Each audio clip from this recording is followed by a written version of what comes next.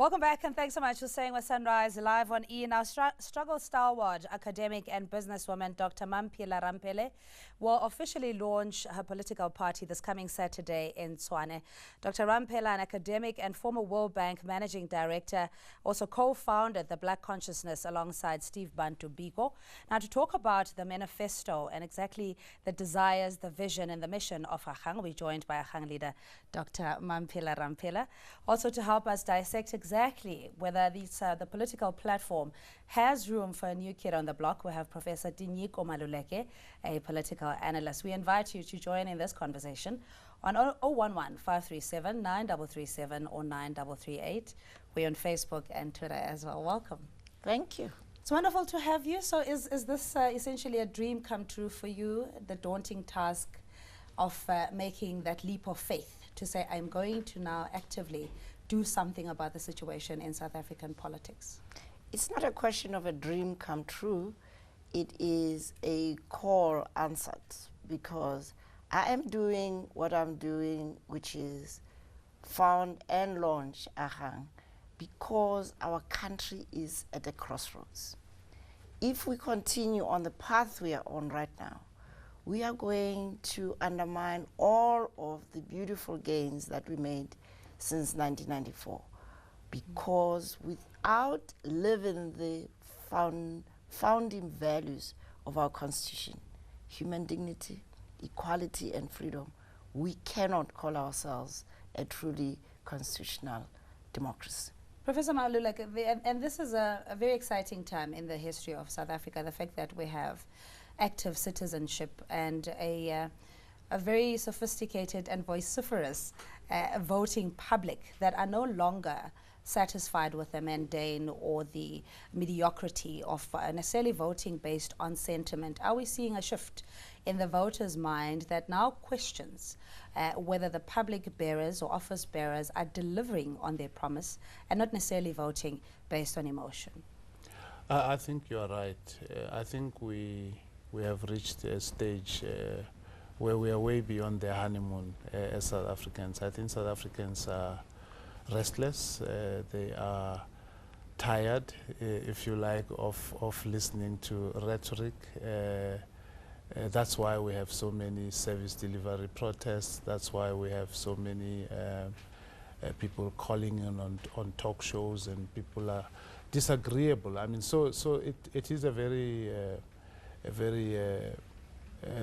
conducive atmosphere, if you like, for political discourse. There is a hunger for alternatives, and the few political parties that are coming into the fray will certainly have a lot of room and a lot of possible engagement with people and their aspirations, because they are restless. Yeah, but is there and I know that you launched, or the announcement was made about the political platform in February already, based on the very virtues and ideals that you speak about of a South Africa that's non-racist, non-sexist, and that is free for all to live in and be rewarded from the wealth.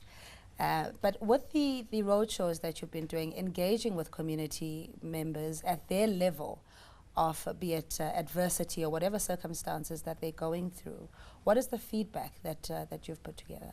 The feedback from Dansani, Bochum, Linyenye is similar.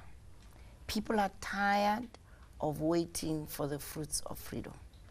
They are tired of being lied to. They are tired of watching corruption steal textbooks from their children, steal even old age pensions from old people, steal drugs from people living with HIV/AIDS and diabetes, and steal the lives of women and children who are dying in larger and larger numbers in our hospitals and clinics. People can make the connection between their poor circumstances and a failure of governance and a lack of integrity in public life. And that would inform your manifesto in the promise that you will give the South African voters. I beg your pardon, before you respond, let's quickly take a caller. I don't want to lose Vusi. Hello, thanks for calling in. And what's your question or comment, Vusi? Good morning, Cindy. How are you? Good, thank you. Good, good. My question is, we had COPE a couple of years ago before the general elections, and they promised us a lot of things. And what would be different with Ahang in terms of service delivery, and how would it be different, especially with the manifesto also? Thank you. Thanks so much, Vusi. Dr. Ramphele. Ahang is not promising delivering anything. Ahang starts from empowering citizens. Citizens are entitled to high quality public services. We have to move out of the passive waiting for something to be delivered to being citizens who demand our rights and who exercise our responsibilities. And so what's going to be different is Ahang starts from empowering citizens, which is why we have been listening to citizens. Second, Ahang is going to make sure we've got a professional, meritocratic public service as the Constitution demands. So we have people who know what they're doing in the economy, in education, in health, and in safety and security. Ahang is going to have zero tolerance on corruption. No public servant is going to do business with the government. And Ahang is going to use the known technology and innovation to make sure that all of what we do is at a high standard. We must elevate expectations of ourselves and of our country. Professor Malu, like, would you say that the temptation to use COPE, for instance, as possibly one of few who deviated from the flock for whatever reason to start their own party, that we have the temptation now to use that almost as a benchmark to say, if this has happened with COPE, what is the likelihood of the survival of any other new party to the scene? Yeah, well, I think that happens. It's a bit unfair, you know, to use COPE for everyone, but we are human. This country has been around for nearly 20 years as a democracy. We don't have too many examples with which to work, so we tend to look for the few that we have. But I think there are clear differences between Ahang and COPE. I mean, Ahang is not a breakaway from the ANC. Ahang is not being born out of some disgruntlement from inside the bosom of the ruling party.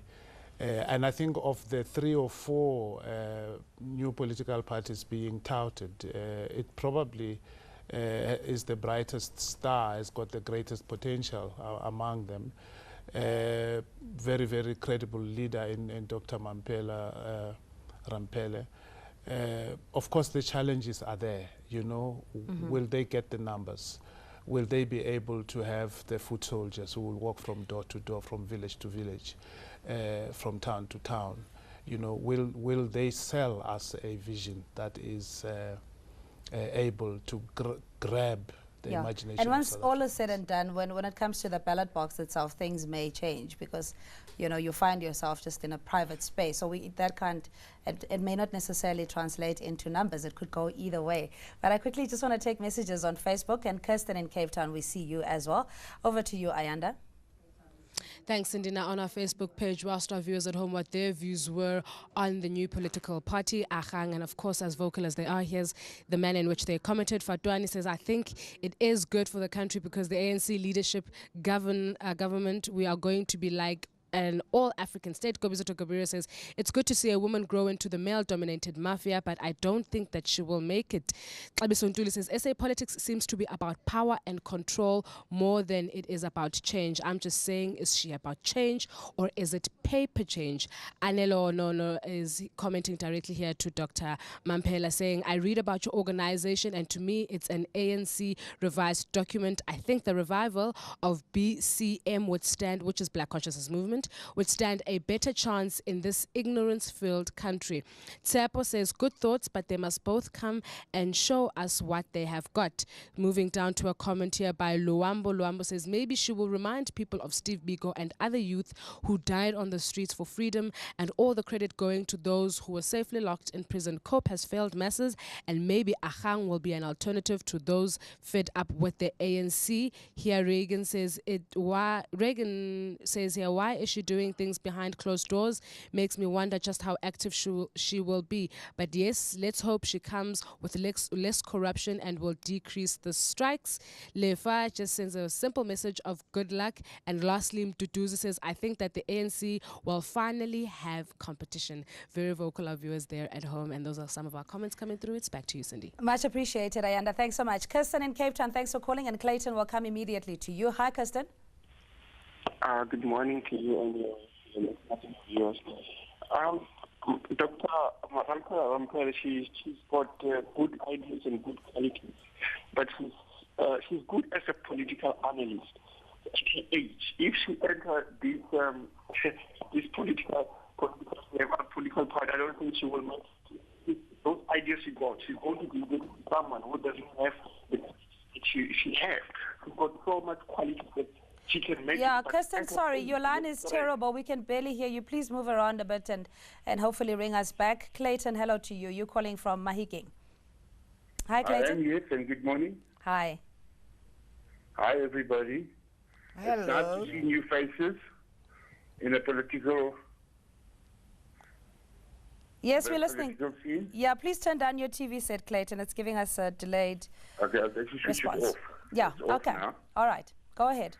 All right, well, what I'd like to say is morning, everybody, and it's nice to see new faces in the political scene.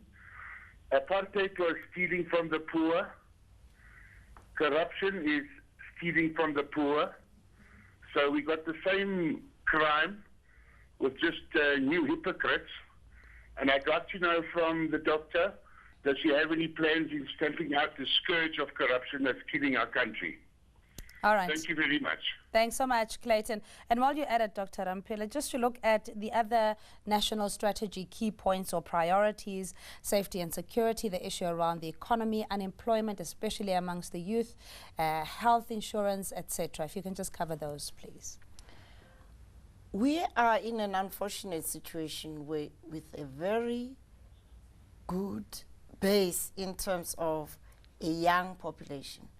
But because we have failed to develop an education system that is excellent in terms of quality and that provides opportunities for all young people to have proper classrooms, proper libraries, laboratories, and other facilities, including sporting facilities, we are generating poverty out of our classrooms. So young people who are the majority population, 60% of South Africa is below the age of 35, find themselves as the largest unemployed population. And so Ahang's first task is to make sure that those young people whose dreams have been quashed are brought back into the system in terms of on-the-job training. We have the money, we have the companies that can be incentivized to train them so that we can get the country working again. And second, in terms of the economy, we believe that the economy of South Africa is lagging behind because of lack of skills, but also because we've got very old ways of doing things, whether it's in mining, whether it's in agriculture, and we are neglecting the services sector, which is the largest sector in South Africa.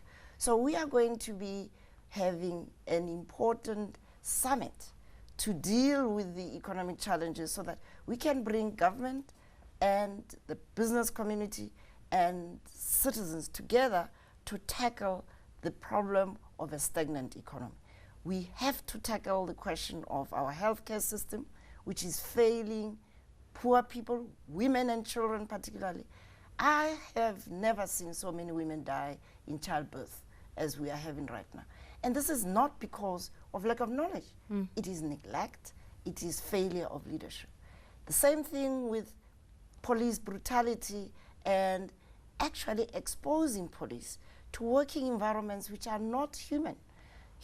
Good policemen are there in our system, but what is missing is leadership and giving support to our police system. All right, let's talk about the tipping point or the turnaround, if one could put a timeline to it, because you could argue that we have been developing a nanny state or even a welfare state, some had been saying, for the past 20 years or so, where provision had largely come from government, be it your shelter or basic amenities, electricity and water, etc. So now when we're saying that we're empowering the very citizens who are ill-equipped when it comes to education, by your own admission, that do not necessarily have skills, they're pretty much in the peripheral, they are subjected to a life of insignificance, and there isn't a radical change in policy. How do we achieve all these ideals, Professor Maluleke? Look, I think that there are far too many challenges to cover in a short time, but certainly the economic challenges are primary. I think that a political party that is going to help South Africans meet the economic challenges is certainly going to be touching the right area. The lack of jobs, the economy that is not growing, or even when it grows, it's not producing jobs. These are the issues that must be addressed. But I think the other area is the area of just South Africans are looking for integrity in their leaders. They are looking for leaders who say what they mean and mean what they say, who can be trusted. And I think that there's an advert out there that says leaders wanted with integrity. And I think that if Ahang can respond to that advert, South Africans will be happy. Of course, you know, getting people to accept your ideas, to be taken up with them is one thing. Getting them to vote for you is another. And there's a lot of work to be done. But certainly there is room for change out there. Okay, and looking at that change, starting perhaps with this egalitarian kind of society that we want, we know that the most contentious issue is around the economy and inclusion of or greater participation for all. So how do we deal with the issue of land redistribution and ensuring that we move away from the politics, but essentially to allow this land to feed all that live in it? You know, the greatest landowner is the state. And the sad part is our government doesn't even know how much land it owns. And therefore, it has not leveraged that ownership to make sure that we deal with the legacy of apartheid's geography. We continue to build houses for poor people furthest away from the city. We continue to live with a migrant labor system from the Eastern Cape, one of the richest provinces in terms of the soil. And the land there belongs to the state and is held in different forms, particularly the issue of traditional land ownership. We have not been imaginative in dealing with land ownership. And of course, even where we have succeeded in redistributing land or creating restitution, we have not followed through with support for the people who now own the land, so that the land becomes productive and is of value to the new owners. So there is a lot of work to be done. The issue of integrity goes to the heart of it. When you look at how many MPs and cabinet ministers own land, then you understand why we have not made much of progress in terms of land ownership. We have to have integrity in public life, which is why Ahang is going to lead by example. I'm going to have my affairs, financial and otherwise, put on the web so that people know what do I own. And we don't believe that you can be in public life and also be in business. You've got to remove all perceived conflicts of interest. Yeah, we know that you have to run, Dr. Ramphele, but just quickly talking about the Africa Education Week, where you'll be delivering a keynote address, and also the launch this coming Saturday, what to anticipate, And Professor Maluleke, I suppose you have very little criticism for Agang. Everything on paper, on the surface, seems very promising. But do you have any areas where you think it's a little bit too soon? Perhaps is the voting public ready? Is there still fear and division within our politics that could perhaps hinder the inclusion of new parties? I'll start with you. Yeah, look, I mean, we don't have a track record for Agang. We don't have any numbers to compare because it's a new party. I think my only concern would be that Agang is being launched a little late, at least in relation to next year's elections. There is not sufficient time, it seems to me. But it depends what the plan is. So I am looking forward to the launch date so that I can understand the plan and what can be done. But maybe next year's elections are not the be-all and end-all. Maybe there is a longer-term plan that Agang has. That's my only concern. And of course, the issues I was raising earlier, you know, where are the foot soldiers? Because Agang must be established in places. It must have a presence everywhere. And unless it does that, it might struggle. All right, I'm running late for news. We'll have to take an ad break.